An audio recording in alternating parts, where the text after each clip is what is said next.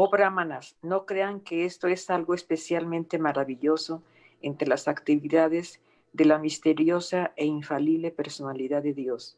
Él mantiene y aniquila todas las cosas materiales mediante su propia energía trascendental, aunque él mismo es innaciente. En esta parte, muchas gracias, doctora Radhika. Quisiera comentar un punto muy importante que me gustaría que toquemos más adelante. Es esta parte en el significado que dice que Krishna siempre está más allá de lo que podemos percibir, ¿no? Entonces, actividades que para nosotros pueden parecer maravillosas, y bueno, puse ahí la imagen, pusimos la imagen de Krishna levantando la colina de Govardhan, ¿no? Pero realmente son actividades que para él no son nada, ¿no? Porque él está mucho más allá de nuestra comprensión. Entonces, bueno, quería mencionar ese pequeño aspecto. ¿Alguien más que nos quiera ayudar con el 17 y 18? Yo. Muchas gracias, Dice, Luis. salvados así de la radiación de la masa Kundi, la casa devota del Señor, sus 5 hijos y Draupadi le hablaron a Señor Krishna mientras partía para el hogar. Srimati Kunti dijo, oh Krishna, te ofrezco a ti mis reverencias, porque tú eres la personalidad original y las cualidades del mundo material no te afectan. Tú existes tanto dentro como fuera de todo, y aún así eres invisible a los ojos de todos. Gracias, Luis. Gracias. ¿Alguien que nos quiera ayudar con el 19? Estando más allá del alcance de la limitada percepción de los sentidos, tú eres el factor eternamente irreprochable que está cubierto por la cortina de energía alucinante. Tú eres invisible para el observador necio, de la misma manera que un actor, al desempeñar un papel, no es reconocido. Mil gracias, Cintia. El 20. Yo. Venga. Tú Dice, dices. texto 20. Tú mismo desciendes para propagar la trascendental ciencia del servicio devocional en los corazones de los trascendentalistas adelantados y especuladores mentales, los cuales se purifican por el hecho de ser capaces de discriminar entre la materia y el espíritu. ¿Cómo entonces podemos nosotras, las mujeres, conocerte perfectamente? ¿Cómo? Más adelante hablaremos de eso. Beto, creo que querías leer ¿verdad? ¿Quieres leer el 21? Sí, por favor. Venga, por favor, por favor. Dice, por siguiente,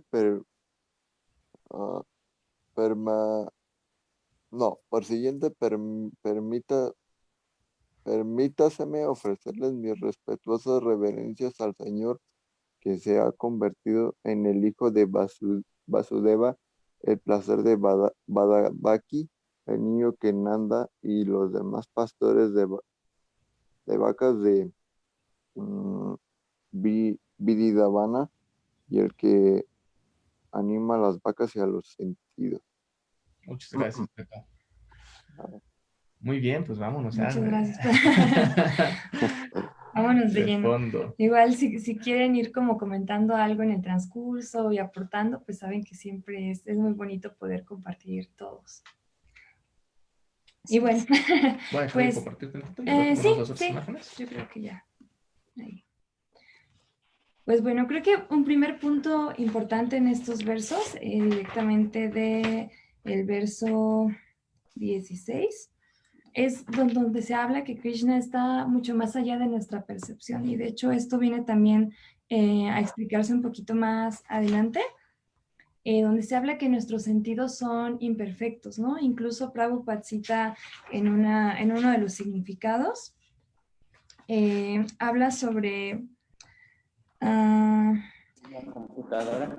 Él estuvo presente ante ellos. Otra dificultad que existe es que aquellos que dependen más de sus imperfectos sentidos no pueden llegar a comprender que Él es el Señor Supremo. Dichas personas son como el científico moderno.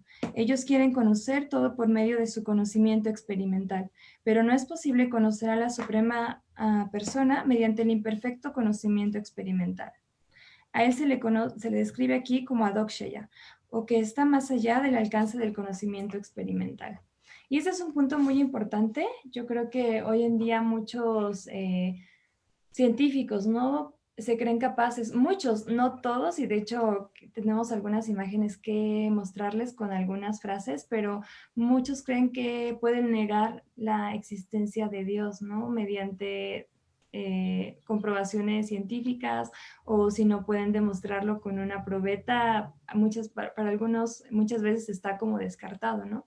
Y es importante saber que hay muchas cosas que como seres humanos no podemos probar, ¿no? Porque de entrada somos seres metafísicos, ¿no? Es muy difícil comprobar muchas de las cosas que nos mueven día con día, ¿no? Como el amor, como la intuición, muchos aspectos que están a diario en nuestra vida y que sin embargo no podemos comprobar científicamente, ¿no? A lo mejor en el caso del amor podríamos pensar, pues es que hay dopaminas y hay algunas sustancias en el cerebro, ¿no? Que pueden hacer posible el enamoramiento, ¿no? Pero el amor como tal hacia un hijo o lo que ocurre después de esa etapa de enamoramiento en el caso de la pareja, por ejemplo, el amor hacia el prójimo, ¿no? Es algo que nosotros no podemos comprobar como tal en una probeta, ¿no? O no podemos tener una demostración científica de que eso existe, ¿no? No hay una demostración científica de la bondad, por ejemplo, ¿no? Y de muchos aspectos que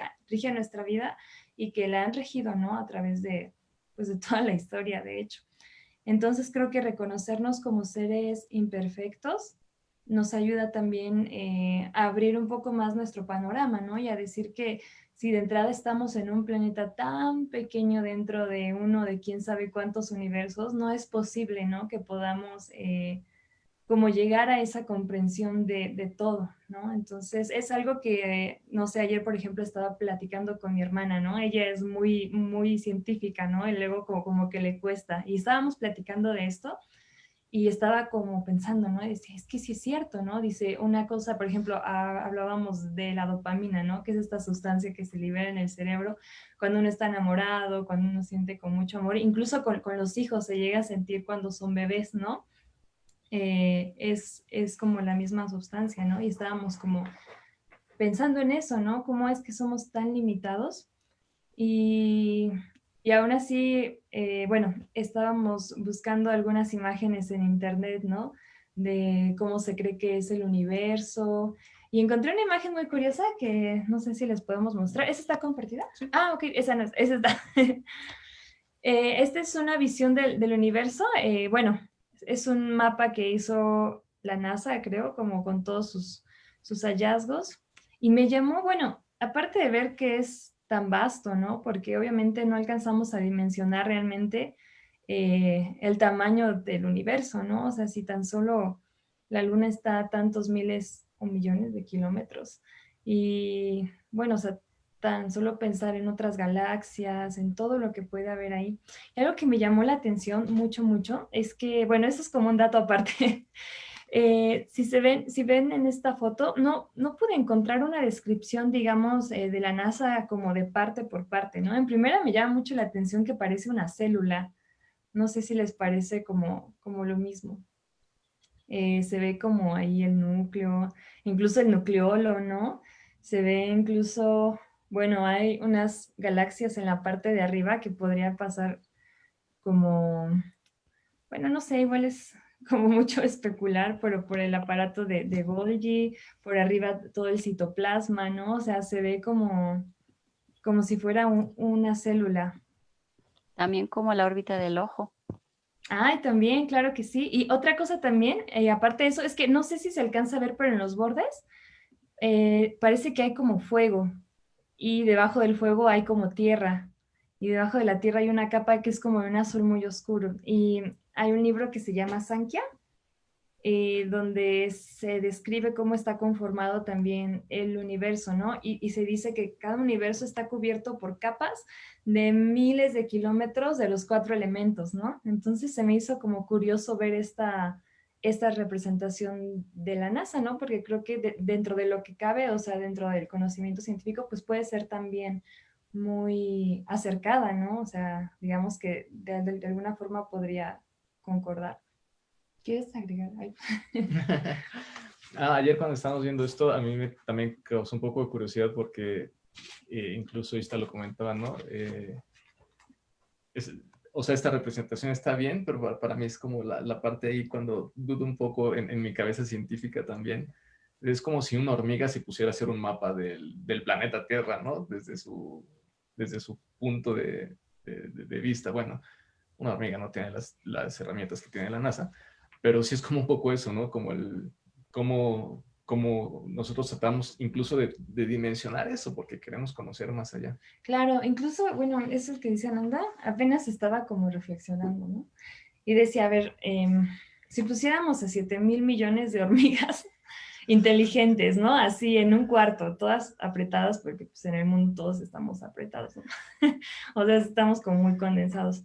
O sea, pensé como si estas hormigas, cada una tuviera la inteligencia que tenemos, o sea, seguirían siendo tan diminutas, ¿no? O sea, y sería muy difícil creer que pueden llegar a una comprensión tan solo de este planeta, ¿no? Ya no decir del universo, pero digamos que a nivel escala, si lo comparamos incluso con que pudieran saber todo lo que hay en el planeta, sería una locura, ¿no? O sea, realmente parece inconcebible aún con todas las máquinas que puedan inventar, con todos los descubrimientos científicos, o sea, sería muy difícil llegar como a hechos concretos, ¿no? Bueno, al menos esa es mi percepción. Igual si alguien quiere como agregar a algo.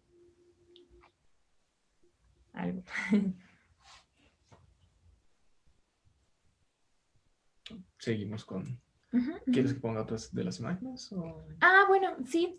Encontramos algunas imágenes de algunos científicos como conocidos, ¿no? Que ellos precisamente, bueno, hay una frase que me llama mucho la atención, igual está más adelante, que dice que un científico en una primera etapa se vuelve ateo, ¿no? Pero cuando llega al fondo de su conocimiento, como cuando llega a un conocimiento más profundo, la ciencia en lugar de alejarlo de Dios, lo acerca a él, ¿no? Y es porque, pues yo creo que uno puede vislumbrar realmente que toda esta creación es que toda la creación es tan maravillosa y tan perfecta, ¿no?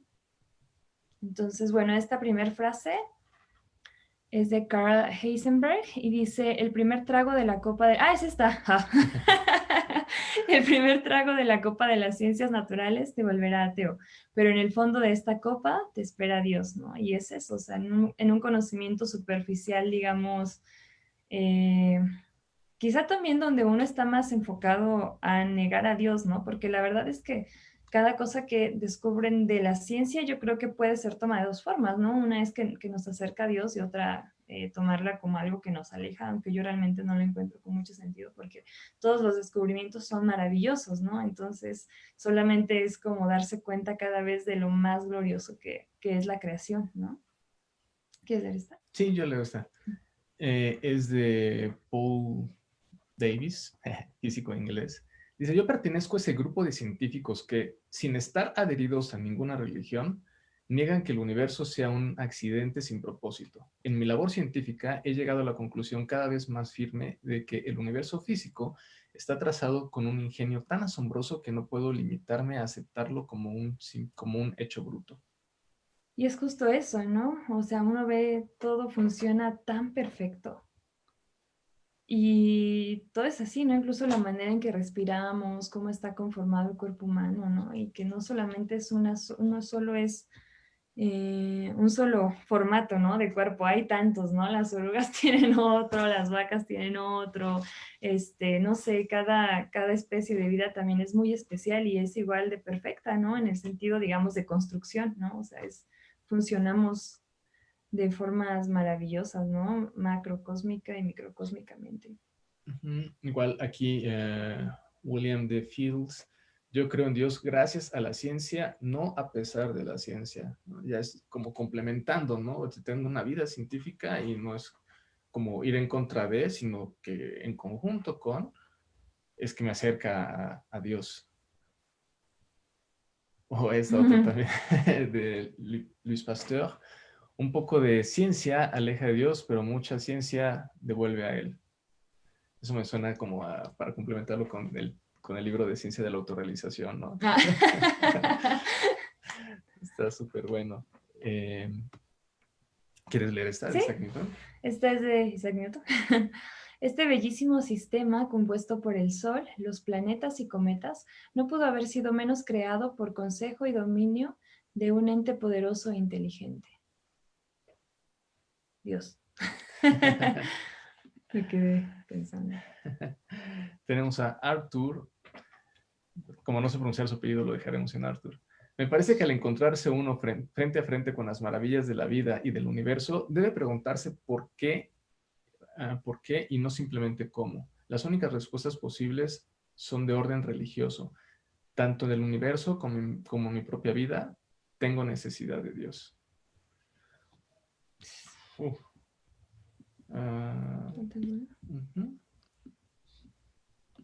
¿Quieres leer esta? Sí. Esta es de Peter Higgs, físico inglés. Ay, del bosón de Higgs. No hay conflicto alguno entre el Dios creador y lo que hasta ahora hemos descubierto sobre el universo. Es perfectamente posible tener creencias religiosas y ser a la vez científico. Y es justo eso, ¿no? O sea, no hay ningún conflicto entre cada descubrimiento. A mí siempre me ha parecido muy chistoso como, no sé, se descubrió el bosón de Higgs, ¿no? Que incluso le llaman la partícula de Dios, ¿no? Porque es como se supone que es una partícula. Ahí intenté leer un poco, pero la verdad es que estaba muy cansada y no entendí mucho, pero es una partícula que se supone que es donde se origina la materia, ¿no? O sea, incluso quien descubrió esa partícula, ¿no? Podría decir, no sé, que el ser humano es capaz de dominarla, ¿no? Una cosa así, o que Dios no existe porque si uno puede atrapar esa partícula, no sé, cualquier cosa, ¿no? Que yo estoy segura que muchas personas que están muy cegadas, ¿no? Porque realmente esa es la palabra. También ahí existe un tipo de fanatismo ateo, ¿no? Donde uno se cierra, ¿no? A poder ver o a abrirse a otras posibilidades, ¿no? Entonces, yo creo que uno puede tomar siempre dos caminos, ¿no? También en el caso de la ciencia. Uno sea encontrar alguna razón por la que tener algún dominio de conocimiento material sea una prueba de que no existe Dios, o todo lo contrario, ¿no? Que sea un testigo, ¿no? Que podemos tener de toda la creación maravillosa que es, ¿no? Y todo lo que nos falta por conocer. Alguien que nos quiera ayudar a leer la última, porque entre nosotros dos acaparamos todas las frases científicas. Una más de Isaac Newton. ¿Alguien más que nos quiera ayudar? Yo. A falta de otra prueba... Ay, perdón, es que me estorban ustedes. Ay, perdón. A falta de otra prueba del dedo pulgar por sí, solo me convencería de la existencia de Dios, Isaac Newton. Claro, es muy padre lo que dice, ¿no? El dedo pulgar solo, así, hablando ya científicamente, si quieren incluso, o sea, nos convencería la existencia de Dios. Es que toda la creación y toda esta estructura y cómo refleja también la existencia de Dios es perfecto, ¿no? Yo suelo leer muchos libros sobre alquimia y sobre ese tipo de ciencia, ¿no? Que siempre he dicho que no hay que confundirla con una cosa como mítica o de, no sé, es que hay como una visión también muy errónea a veces de la alquimia, no sé, piensan que son como magos en un sentido burdo, ¿no? Pero se dice, ¿no? Yo me acuerdo que alguna vez, hace años, y estaba leyendo un libro, de hecho aquí lo tengo, y se los recomiendo muchísimo, ¿no? Y a mí me encanta porque cada cosa que descubro en alquimia siempre me lleva a Krishna, ¿no? Se llama Las Moradas Filosofales y habla también mucho sobre cómo está conformado el universo, ¿no? Y me acuerdo, había un libro que estaba leyendo a la par que Sankhya, no era este, era otro de Fulcanelli. Era increíble cómo estaba leyendo, porque casi siempre trato de leer un libro aparte y siempre leer algo de Prabhupada, ¿no? Leer algo de conciencia de Krishna como a la par. El otro libro se llama El secreto de las catedrales. Les juro, así iba avanzando una página en El secreto de las catedrales, había alguna parte donde se hablaba de la lengua de los pájaros, ¿no? Que es una lengua que está como constituida de tal forma que todo el mundo puede entenderla, ¿no? O sea, son como fonetismos que son, o sea, que de alguna manera se pueden entender, ¿no? Se entienden los animales, se entienden las personas.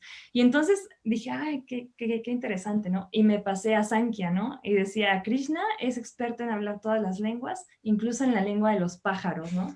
Y yo así como, y tantas cosas así que iba como leyendo a la par, que uno dice, o sea, también todo conocimiento, ¿no? Nos puede llevar a Krishna, ¿no? Es solamente que nosotros seamos como capaces de vislumbrarlo también, ¿no? De tener como esa apertura a conocer y a que ese conocimiento fortalezca nuestra fe, ¿no? Porque es muy importante en ese sentido la fe. ¿Quieres leer la frase que encontré? Bueno, sí. Bueno, es que igual esto va ligado como con otro de los versos, pero igual si quieren, pues pasamos como para allá y aprovechamos. ¿Quieres tú agregar algo más? Sí, quiero agregar algo así rapidísimo, una historia que posiblemente la cuente mal como siempre y por ahí me puedan decir exactamente cómo fue. Tal vez Luis o Cintia o Alaxia, de cuando estábamos en Viveros, lo recuerden alguna vez que este Prem nos contó, retomando un poco la última frase que leímos ahorita de Newton, de una doctora que se puso a investigar cómo hacer un análisis a profundidad acerca del tímpano, ¿no? De ese pequeño diminuto que tenemos dentro del oído que nos permite escuchar y todo. Y que al final la conclusión de su estudio del tímpano fue que Dios existe, ¿no? Porque dijo, es que algo tan perfecto, tan milimétrico, tan funcional, tan maravilloso, no se pudo haber creado únicamente así, ¿no? O sea, tiene que haber un ingeniero constructor detrás de todo esto y es Dios. Entonces, precisamente todo esto que estamos viendo de cómo realmente estudiando bien la ciencia, y Prabhupada me parece que lo leí en Ciencia de la Autorrealización, no me acuerdo dónde, que Prabhupada decía, está bien que estudien como toda esta parte de la ciencia material, puedes estudiar cómo es que crece el pasto, etcétera, pero es mucho mejor cuando empiezas a estudiar acerca del que creó todo eso, ¿no? El que creó que el pasto pueda crecer, que salgan flores, que nuestro sistema, nuestro organismo, cómo está compuesto, el cosmos, el universo, las estrellas, el sol, todo. Cuando estudias a Dios es mucho más maravilloso. Puedes complementarlo, desde luego, con el estudio científico que tú quieras, Sí. matemáticas, física, en todo está Dios siempre De presente. hecho, ahorita que lo mencionas, bueno, hay varias cosas. Se me fue lo primero que te decía. Bueno, una de las cosas es que me parece muy curioso, creo que perdí un hilo un poquito con lo de la alquimia, pero ahorita me regresó una idea, ¿no? O sea, por ejemplo, en el caso de la alquimia es una ciencia espiritual que también es base de la química, ¿no? O sea, de una ciencia que después se volvió material, ¿no? Incluso, o sea, una ciencia como la química que ahora pues podemos considerar fundamental, ¿no? Porque realmente la empleamos en nuestra vida diaria, tiene una raíz, ¿no? De una ciencia espiritual. Y justamente eso venía a otra cosa que les quería contar aparte de la cita. Alguna vez estaba como leyendo, ¿no? Que cada partícula que nosotros conocemos, digamos, o sea, por ejemplo, un mueble que tenemos aquí es de madera, ¿no? Todo eso tiene una chispa de fuego dentro, ¿no? Que es como el espíritu. Entonces, había una parte que me llamó la atención, igual ustedes ya me dirán qué opinan, pero decía que uno es capaz de incendiar las cosas, porque dentro de esas cosas hay fuego, ¿no? Hay un fuego interno que también puede ser visto como el espíritu, ¿no? O sea, cada partícula tiene a Dios ahí, ¿no? Y hay otra frase también que decía que el necio no es capaz de ver a Dios, aunque lo tenga enfrente, ¿no? Y el sabio es capaz de verlo incluso en la basura, ¿no? O sea, bueno, usaba la palabra como en la mierda, ¿no? Pero sí, o sea, es como realmente si uno tiene esa disposición, puede ver a Dios en todas las cosas, ¿no? Yo me acuerdo que cuando leí eso del fuego, o sea, decía que estaba incluso en el aire, ¿no? Y era como ver todo y concebir que todo está compuesto, o sea, de eso, ¿no? A lo mejor en el fondo, ¿no? No de manera superficial, ¿no? Sino que, o sea, en esencia, pues Dios está en todas las cosas, ¿no? Está y no está al mismo tiempo, ¿no? Porque realmente, pues no es así como que podamos invocarlo o así, pero es esa cuestión como que también depende mucho de nosotros, ¿no? Que es lo que queramos ver y hasta dónde queramos también enfocar nuestra energía, ¿no? A despreciar, a lo mejor no despreciar, pero a negar o a cerrarnos a ese conocimiento o a realmente tenerlo presente todo el tiempo. Sí. Súper, seguimos. ¿Alguien quiere comentar algo? ¿Tiene algún Yo. Es que, bueno, ustedes me inspiran mucho cómo tocan los temas y abren más mi corazón. Entonces, yo percibo, bueno, les quiero dar mi opinión, cómo percibo a Dios, porque Dios lo llevo dentro nada más esa vocecita interna que me llena, ¿no? Que me llena a seguir creyendo en Él día a día. Siempre está así como que latente, como que es una energía de amor a todo lo que hago, todo lo que llevo a cabo y todo lo que, ahorita que ustedes están hablando, así como que nada más se despierta más. Es un despertar más, ¿no? Con el compartir, el hablar, el convivir con ustedes, el aprender más y todo eso esa es mi percepción de Dios.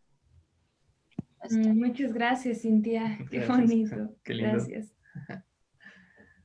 Sí, ¿alguien más quiere compartir algo? Ok, entonces seguimos. Seguimos. Bueno, sobre el siguiente comentario, bueno, que quisiera hacer, que igual estoy pensando que la cita que les quería enseñar igual queda bien con lo que estamos platicando. Si me permiten, se las quisiera compartir.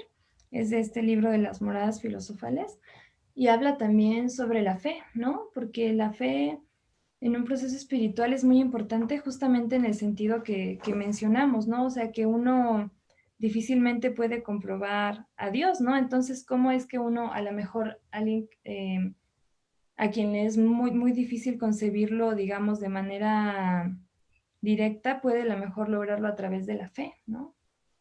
No sé si quieras agregar algo sobre la fe. La fe es parte de los procesos básicos dentro de... me acuerdo una vez hablando con un devoto precisamente de que conocí hace tiempo, es como esta parte en la que nos cuestionamos porque vamos mucho a las escrituras, ¿no? Y luego las escrituras dicen, pero ¿cómo hay una comprobación científica? Y bla, bla, bla, bla, bla. Y decían, es que realmente tener fe en Dios es parte importante, ¿no?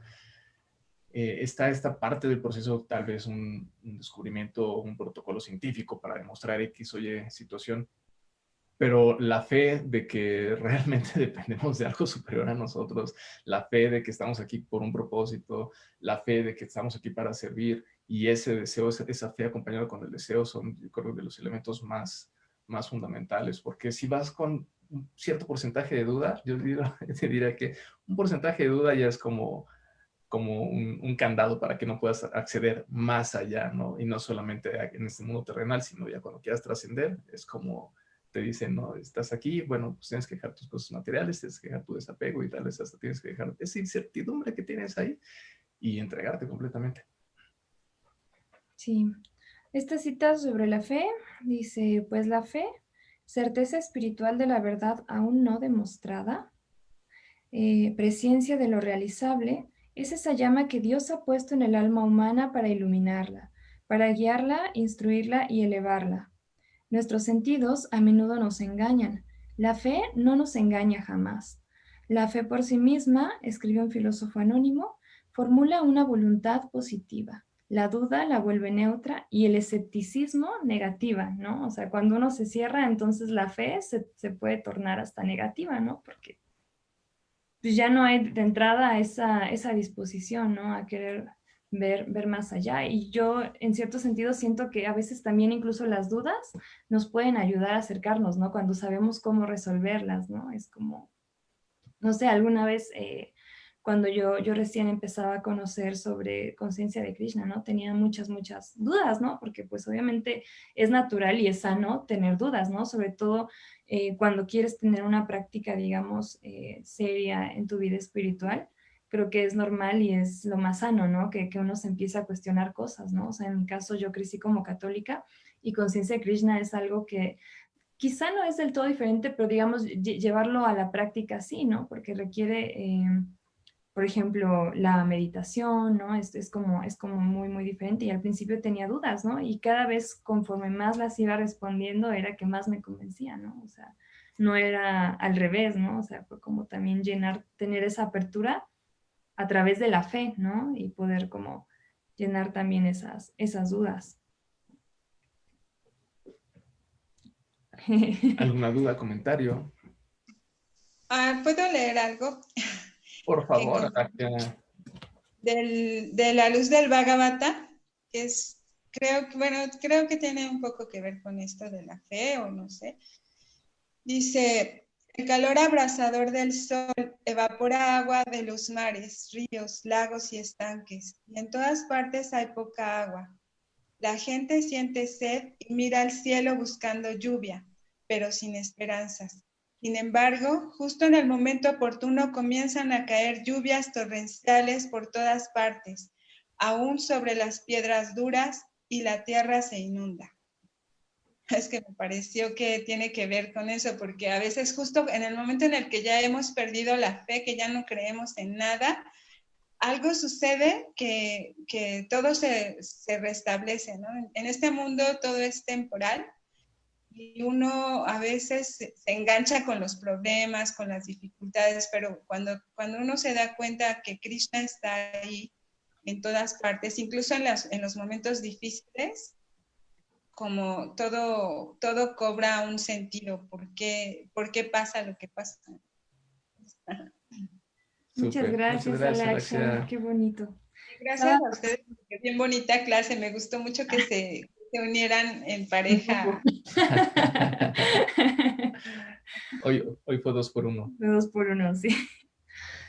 Bueno, ahorita me acordé de algo que estaba diciendo Nanda, ¿no? Sobre la estructura del oído. Fue la idea que se me fue rápidamente. Quisiera como nada más hacer una pequeña aportación. Hay un libro de Platón que se llama el Timeo. No sé si alguien lo conoce o lo ha leído. Bueno, este libro explica, digo, en algunas partes es un libro como extenso, cómo está constituido el cuerpo humano, y trata de explicar por qué Dios puso cada cosa en cada lugar, ¿no? Dice, o sea, el estómago está ahí porque entonces las emociones se pueden vertir y se pueden canalizar. O sea, hay una explicación completa que, o sea, leerlo, o sea, por ejemplo, dice incluso por qué algunos órganos son más grasos, ¿no? Porque son capaces de reflejar el alma que está cerca, o sea, cosas así como, no sé, es interesante leerlo, ¿no? Obviamente también surgen como dudas, pero es un texto muy, muy interesante, ¿no? Porque justamente hace esta comparación que no está peleado, que no pelea, ¿no? Ciencia con religión, sino trata de explicar, o sea, por qué nuestro cuerpo está constituido así, ¿no? Porque nuestro cuerpo, o sea, al igual que esa imagen que vimos del universo, cómo es que cada célula también podría reflejar algo superior microscópicamente, ¿no? Es como una visión micro de algo macro, ¿no?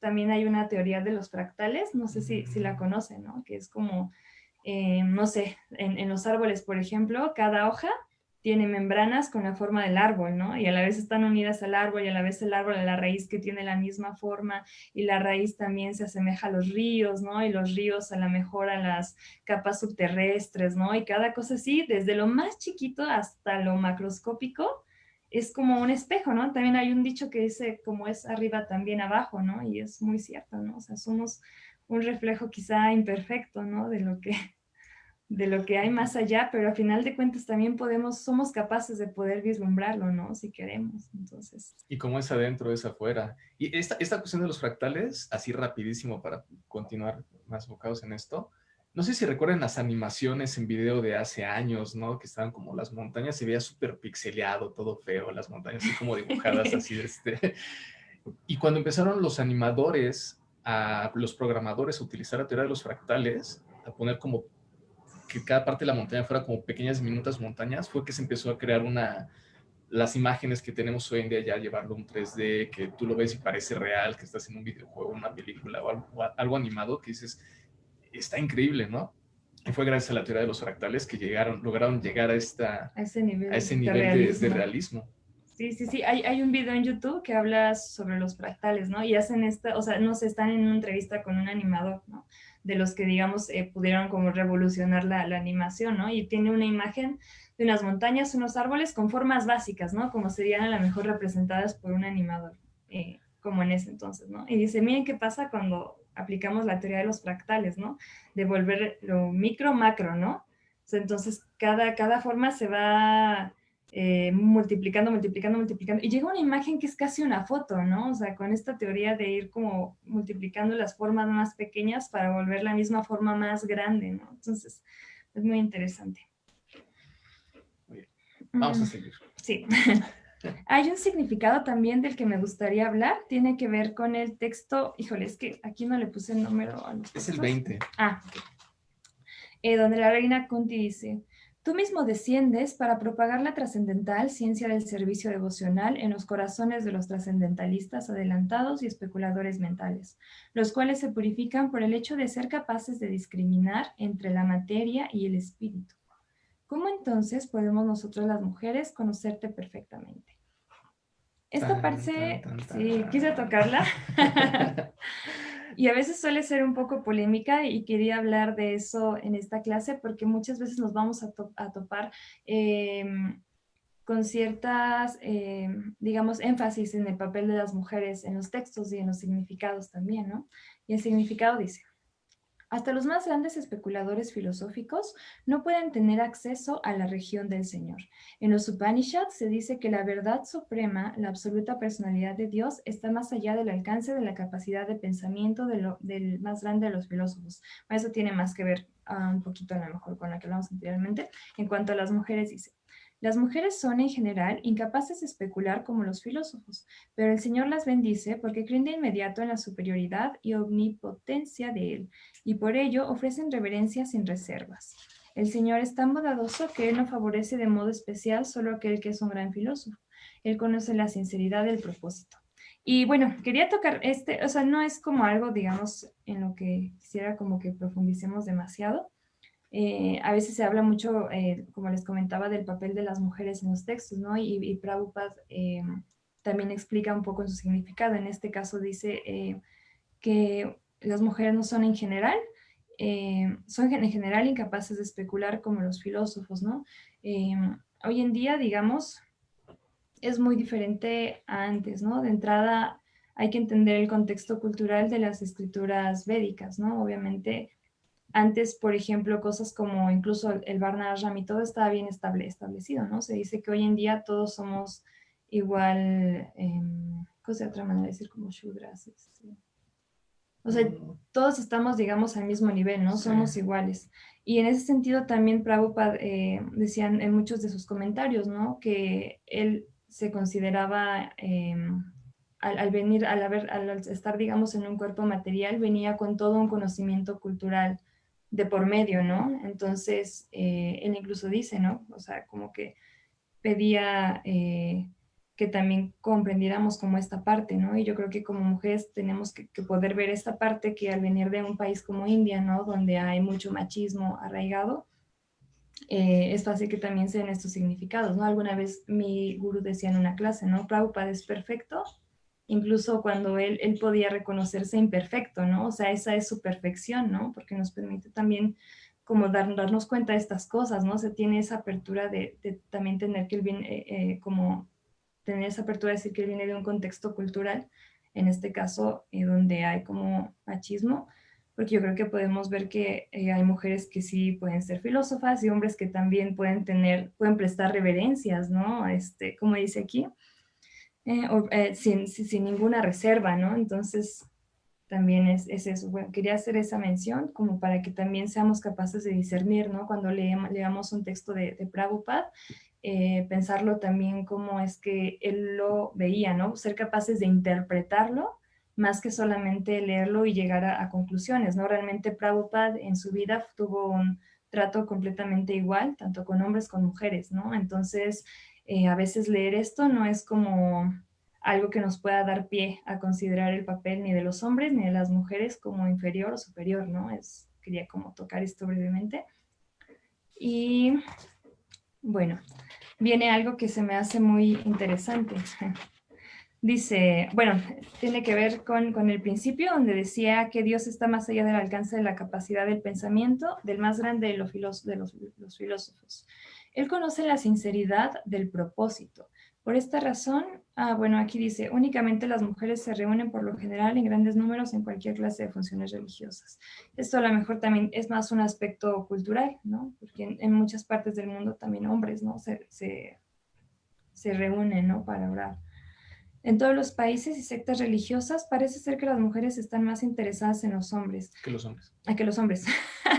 Esta sencillez de aceptar la autoridad del Señor es más eficaz que el fervor religioso, ostentoso e insincero. Aquí, más que hacer una comparación de hombres y mujeres y cómo lleva cada uno a lo mejor por su naturaleza sus prácticas religiosas, quisiera que nos enfocáramos al punto de la sinceridad, ¿no? Dice, porque en esencia lo que Prabhupada nos está diciendo es que uno puede ser un filósofo en el sentido de conocer, ¿no? Toda la filosofía, de a lo mejor saberse versos, digamos, sí, como tener ese conocimiento de las escrituras, pero a lo mejor también puede ser superfluo, ¿no? Entonces, aquí él dice que aceptar la sencillez de aceptar la autoridad del Señor es más eficaz que el fervor religioso ostentoso e insincero, ¿no? Porque uno podría, digo, no solamente es algo que puede pasar en una sola religión, ¿no? Es algo que podemos ver en todas, ¿no? Y encontré una cita también, miren que me encantan las citas, donde hablas, bueno, no sé, me gustó y me llamó mucho la atención, ¿no? Dice, con los edificios sucede lo mismo que con algunos hombres. Su aspecto discreto, la modestia de su apariencia, a menudo solo sirven para velar en ellos lo que tienen de superior, ¿no? Y creo que podríamos, digo, aquí está hablando también enfocado como a la cuestión de las prácticas, ¿no? Porque uno no puede fiarse de que alguien que a lo mejor puede pavonearse mucho de conocer la filosofía, entrar realmente en contacto con eso, ¿no? Entonces no debemos como confundir un avance sincero con un avance material o a lo mejor hasta de simple memoria, ¿no? Es decir, me sé, no sé, en el caso de cuando dice de Krishna, todos estos versos, ¿no? Pero realmente si no somos capaces de llegar a una comprensión sincera, va a ser muy difícil que podamos vislumbrar a Dios, ¿no? Solamente a través de un conocimiento superfluo, por así decirlo, ¿no? Y qué decir de pavonearse o sentirse superior a otras personas, ¿no? Por tener dicho conocimiento, cuando realmente un contacto, yo creo que sincero con esta filosofía o con cualquier otra religión nos pone más abajo, ¿no? Nos pone en una posición de sirvientes, más allá de otra cosa, ¿no? Y ahí viene la sencillez. Sí, eso me recuerda igual una historia, no sé si igual las personas que vienen de cuando nos conocíamos en Viveros, en Proyecto Mantra hace tiempo, la recuerden. Es que no creo quién la contó. Pero era igual un caso de, me parece que eran judíos, me parece. Bueno, vamos a poner cualquier otra religión. El esposo era como de los grandes avanzados, ¿no? Sacerdotes y todo, y era como muy conocido por ser un gran sabio, y estaba pasando por una gran dificultad, y su esposa le dijo, ¿por qué no le oras a Dios?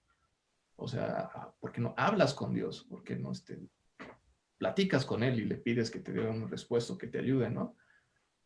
Y se fue y lo dejó, y cuando regresó el cuate estaba como bloqueado, ¿no? Le dice, ¿qué pasa? Dices, es que no sé cómo hablar con él, ¿no? O sea, a pesar de todo este conocimiento que tenía, jamás se había atrevido a hablar con Dios, jamás se había atrevido a tener ese acercamiento directo, ¿no? Le dijo, me siento como inútil, bloqueado, de que con todo lo que se supone que sé, no sepa cómo acercarme a Dios. Y creo que está muy relacionado con esta parte precisamente, ¿no? De lo que Krishna ve ahí es la sinceridad. Y como hablando así del tema de sinceridad, o sea, esa palabra sinceridad, me lleva a recordar la ocasión que Shivas nos compartió acerca de la parte del karma, ¿no? Que en el karma también está la intención, ¿no? La intención, la sinceridad con la que haces las cosas, va ahí más involucrada esa parte, ¿no? De cuál es la conciencia con la que estás haciendo las cosas realmente. Sí, en ese sentido estaba pensando ahorita que es chistoso, ¿no? Porque uno cree que casi como si pudiera engañar a Dios aprendiéndose tantas cosas, ¿no? Superfluamente o yendo a lugares sagrados todos los días, pero realmente Krishna es capaz de ver lo que hay en nuestro corazón, ¿no? Entonces, como no hay atajos, ¿no? En la vida espiritual, o sea, uno tiene que poder ser capaz de develarla, ¿no? Y develar a sí mismo como este conocimiento de Dios a través de la experiencia, ¿no? Y la experiencia obviamente trae consigo también muchas cualidades o un comportamiento, ¿no? Hacia con los demás, con uno mismo también, ¿no? Sí, de lo que comentaba Alaxia hace rato que nos compartió la parte de la fe, ¿no? De tener esa fe.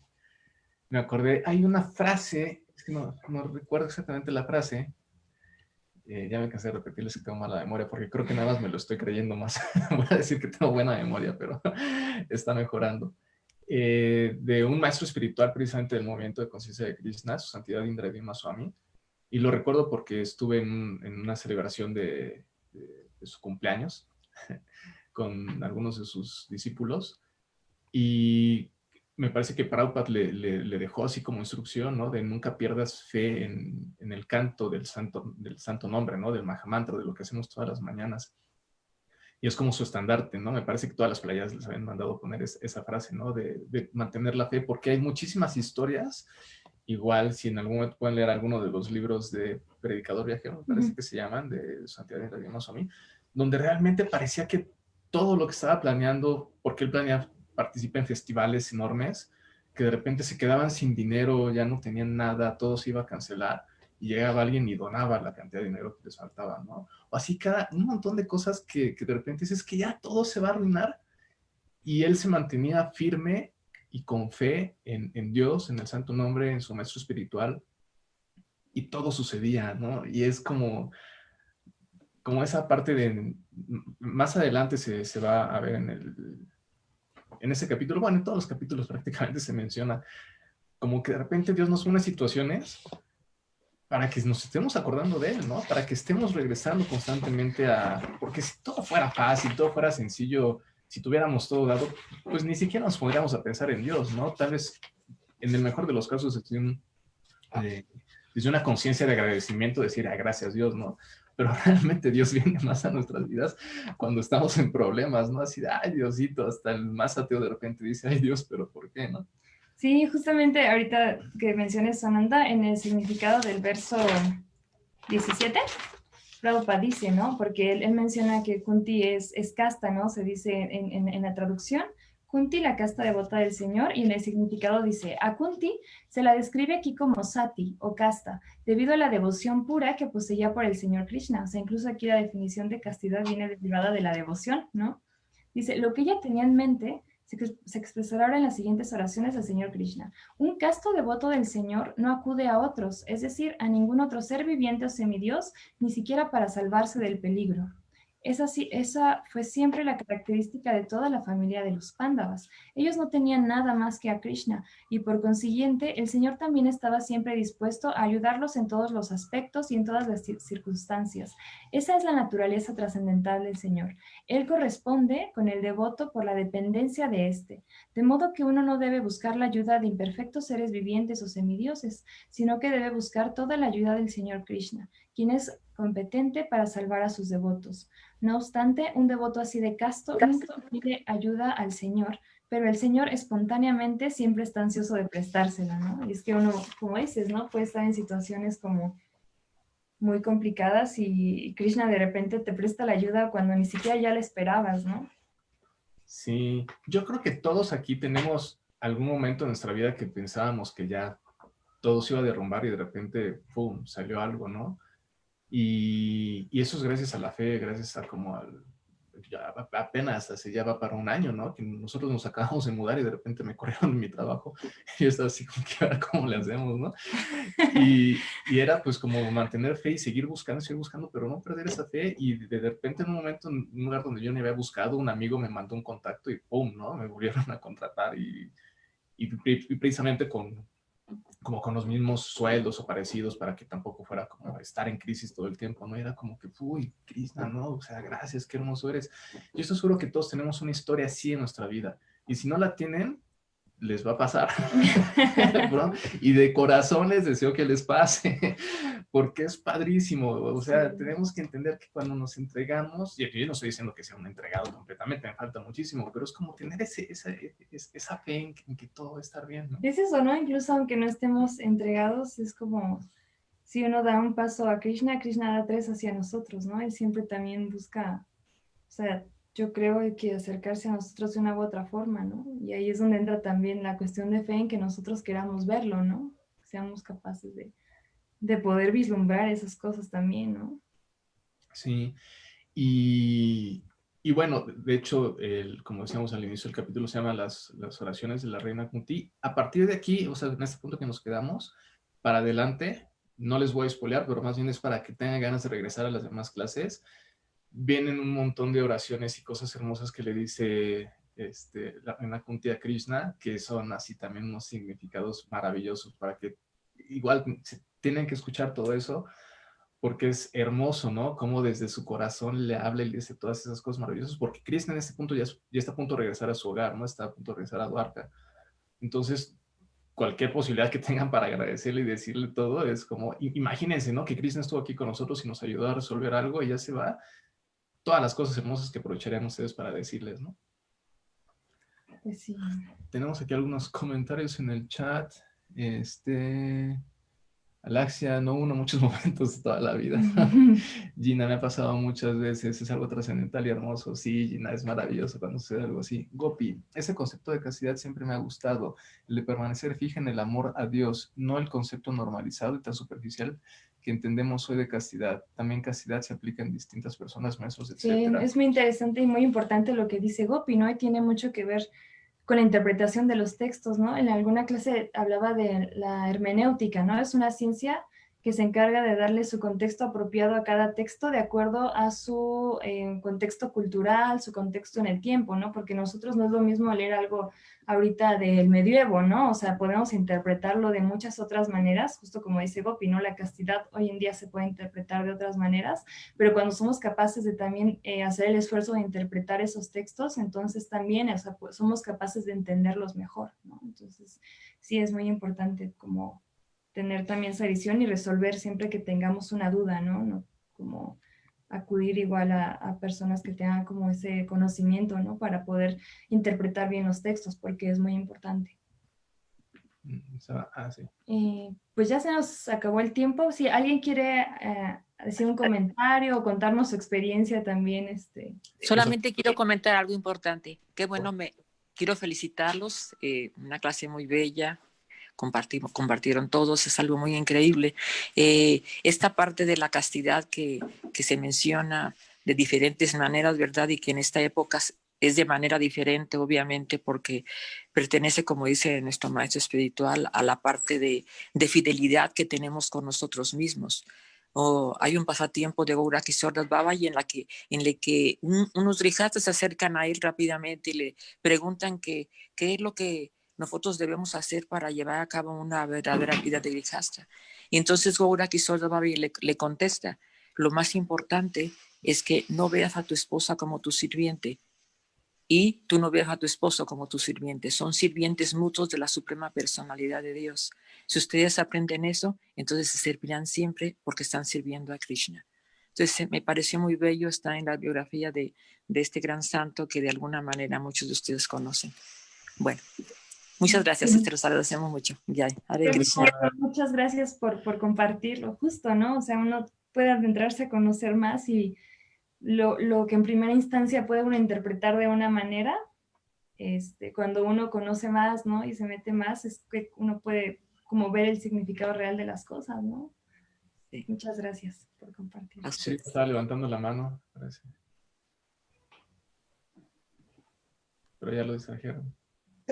Yo quiero decir algo así chiquitito sobre ese tema de castidad. Yo creo que es muy importante más adelante ahondar porque es muy interesante que muchas corrientes sociales lo toman como restricción cuando en realidad es liberación. O sea, realmente si entiendes el proceso de amor propio y de tu relación con Dios, como ese enfoque, porque yo lo llamaría eso como un enfoque muy definido de qué es lo que quieres en la vida y qué es lo que quiere el alma para sí misma, ¿no? Entonces, yo creo que va a ser muy bonito que después lo toquemos, no como algo que es restrictivo en las religiones, sino al contrario, es algo que libera y que es decisión propia de cada ser humano, ¿no?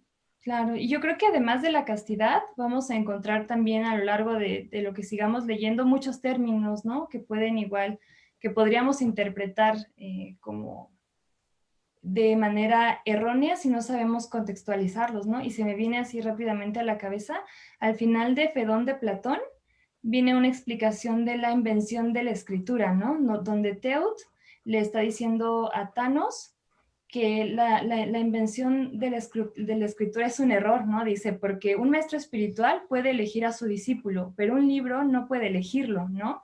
Entonces, él hace una explicación de cómo a través de los textos el hombre también puede malinterpretarlos, ¿no? Y dice, no, o sea, eso puede ser como catastrófico para la humanidad, ¿no? O sea, y en ese sentido es importante, ¿no? Conocer realmente el significado de los textos, porque también cuando uno los puede vislumbrar desde ese punto de vista, por ejemplo, cosas relacionadas con los aspectos de la mujer, de la castidad, también muchas veces cuando se habla de entrega puede malinterpretarse, ¿no? Entonces uno tiene que ser capaz de realmente volverse un intérprete, ¿no? Un intérprete de los textos para poder entenderlos, ¿no? Y avanzar en su vida espiritual, sí creo que es como muy importante.